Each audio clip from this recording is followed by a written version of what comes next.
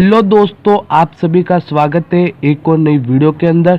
तो आज मैं आप सबके लिए लेकर आया हूँ क्लास 11 हिंदी आरोह गद्य खंड का अध्याय 2 मियाँ नसीरुद्दीन, जो कि श्रीमती कृष्णा सोबती द्वारा रचित है। इस अध्याय का मैं आपको सारांश इस वीडियो में बताने वाला हूँ, तो आप इस वीडियो को एंड तक जरूर देखें। तो चलिए वीडियो स्टार्ट करते हैं। जो ये आपका चैप्टर सेकंड मियाँ नसीरुद्दीन है, वो श्रीमती कृष्णा सोबती द्वारा रचित है। ये अध्याय आपके हम हस्मत नामक संग्रह से लिया गया है। इस संग्रह के अंदर, इस चैप्टर के अंदर आपको जो लेखिका है वो कृष्णा सोबती, वो शब्द चित्र प्रस्तुत करती है मियाँ नसीरुद्दीन का। अब बात आती है कि ये शब्द चित्र क्या होता है। शब्द चित्र होता है कि शब्दों के माध्यम से चित्र प्रकट करना।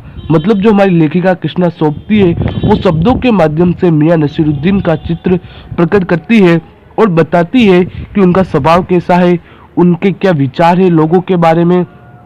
इस तरीके से होता है शब्द चित्र।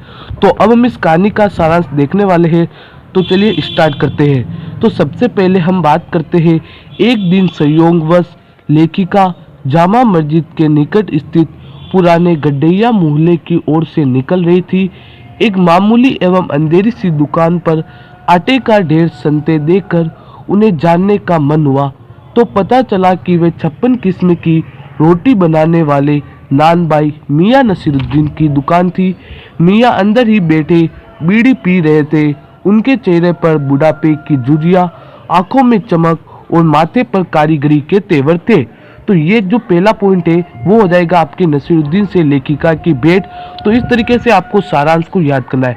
फिर अब हम बढ़ते हैं सेकंड पॉइंट की ओर, मियाँ नसीरुद्दीन का स्वाभिमान।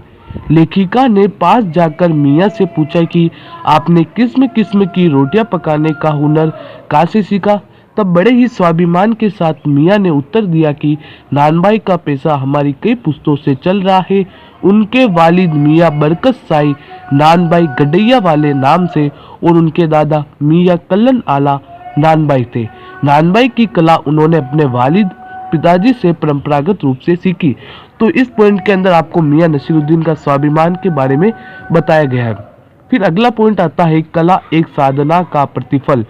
मियाँ नसीरुद्दीन ने अपने हुनर के संबंध में बताया कि ये तो सच्ची लगन और परिश्रम से सीखा जाता है।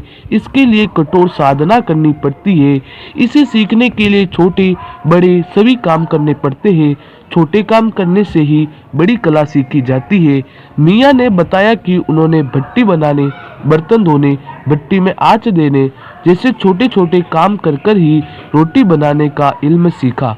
दुकानदारी और ग्राहकी की तालीम भी उन्होंने लंबे समय तक खोमचा लगाकर प्राप्त की।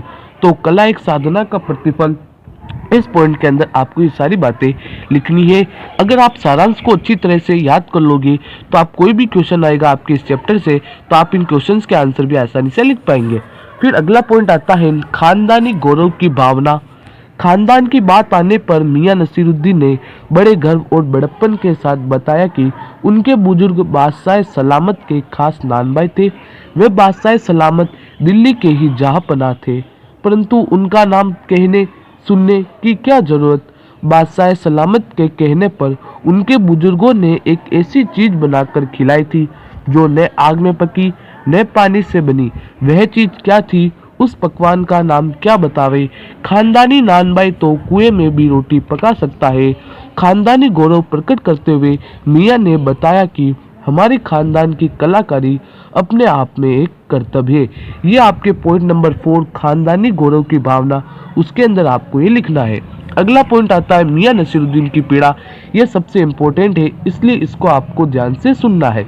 जब लेखिका ने रोटी बनाने तथा कारीगरी आदि को लेकर जानना चाहा, तब मियाँ नसीरुद्दीन ने चेहरे पर एक अजीब सी खींच लाकर कहा कि आज लोगों में शौक और कद्र की कमी हो गई है।